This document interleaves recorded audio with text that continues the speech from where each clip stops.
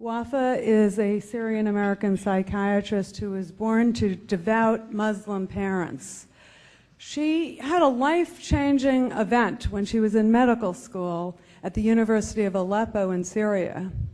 Her medical school professor was murdered right in the middle of the classroom by members of the Muslim Brotherhood to cries of Allahu Akbar. Well, you can imagine how traumatic that was, and that event led Wafa to repudiate her religious beliefs. In 1989, Wafa emigrated to the United States with her husband and her children. A few years later, she wrote an essay about what was wrong with the Muslim world and the Muslim religion, and it caught the attention of Al Jazeera. And they invited her to come and debate a Muslim imam. This was shown on Al Jazeera TV. And this was picked up by Memory, the Middle East Media Research Institute, and translated, and now it's been seen by millions of people over the internet. You can see it on YouTube.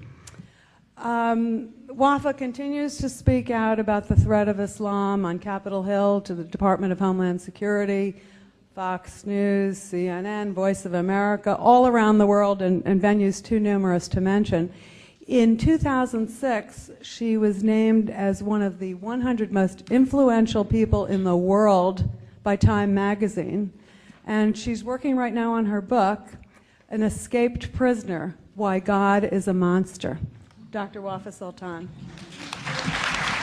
Ladies and gentlemen, I always feel a need to make fun of myself, to laugh at myself, in order to cover up, to repress the sadness that deeply implanted in my heart, especially when it comes to speak about women in Islam. Now I am free, but I cannot forget my niece. She was forced to marry her cousin when she was 10. He was over 40. Her marriage was valid and legalized under the Islamic Sharia because Muhammad, the Prophet of Islam, married his second wife when she was 6. He was over 50. I always remember my niece coming back to her father's house, begging her not to send her back to her husband. He would say, in Islam, it is shame for a woman to leave her husband's house. God will reward you for obeying him. At the age of 25, my niece committed suicide by setting herself on fire. She was burned to death, leaving 4 children behind her. In 2002, the Saudi religious police stopped schoolgirls from leaving a blazing building because they weren't wearing the correct Islamic dress. There were about 800 female students in the school building when this tragedy took place, and at least 15 girls were killed, according to Saudi newspaper, which I don't believe. I believe the number was much higher. Because of that, and because of many, many human tragedies that I had witnessed in the first 3 decades of my life, I have decided to fight Islam. Please pay attention to my statement. To fight Islam, not the political Islam, not the militant Islam, not the radical Islam, not the Wahhabi Islam, but Islam itself. I truly believe that the West has invented these terms for the sake of being politically correct.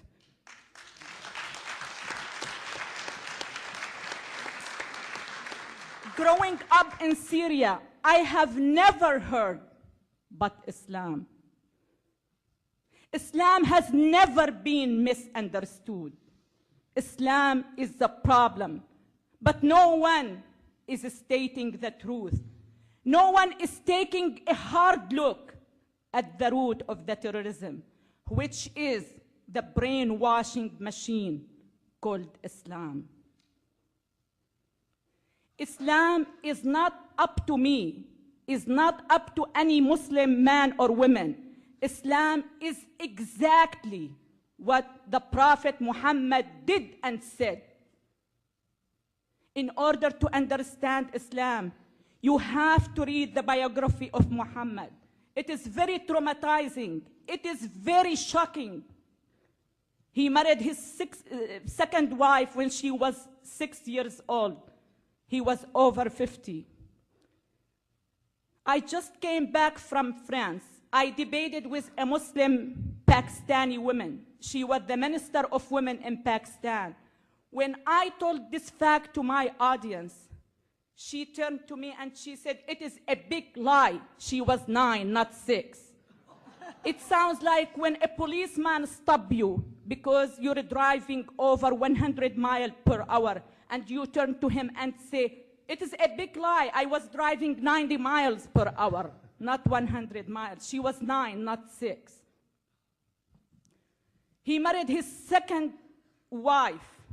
She was his daughter-in-law.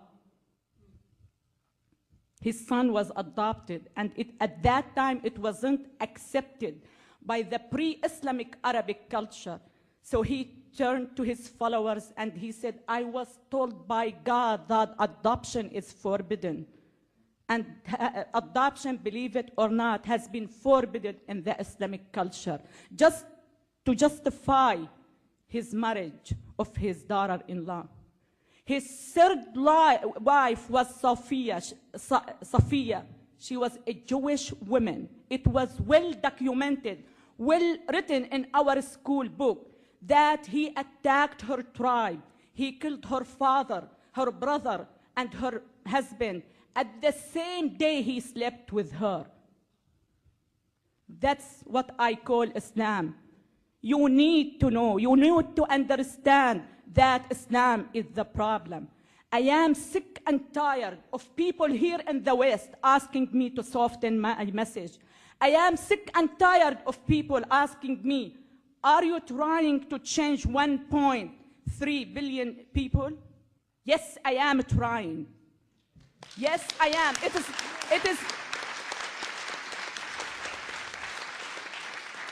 It is not a matter of I am trying. I will change him. I want you to know that the very first value I learned when I came to this great country, that you can do the impossible if you truly believe in yourself. I not only believe in myself, I believe in many million Muslim women like Nooni Darwish and Ayan Ali. And we are working hand in hand to change 1.3 billion Muslims.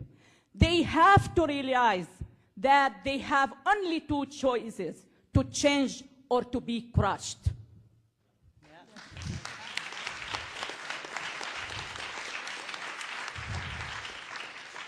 Please, please don't let your civilized way of thinking interfere with your defending your great country. Please, please defend your values.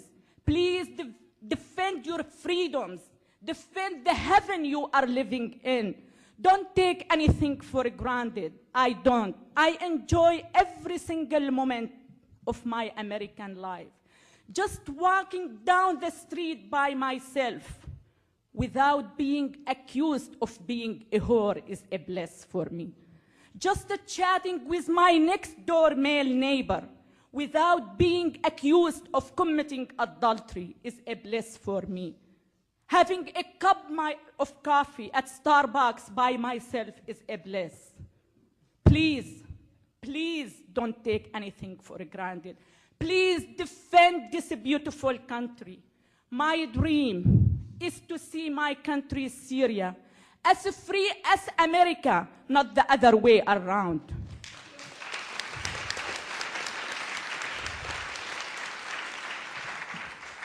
When I was in Syria, I cried a lot. Now that I am free, I still cry, and much harder, for those women whom I left behind. My dream of one day, having all of them free, should be the dream of all humanity. Thank you so much. God bless you. God bless America.